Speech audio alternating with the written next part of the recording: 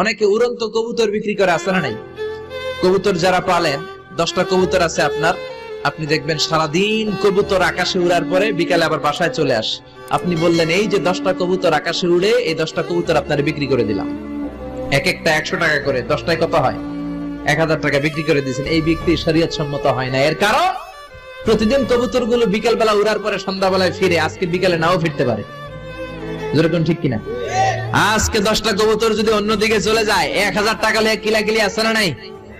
ইসলাম বলে কিলাকিলির কোন সুযোগ নাই। কবুতর গুলো নামবে, 10টারে তুমি ধরবা, কবজ করবা, তার হাতে হ্যান্ড ওভার করবা, তারপরে বিক্রি করবা। এটারে জায়েজ করে দিবে কে?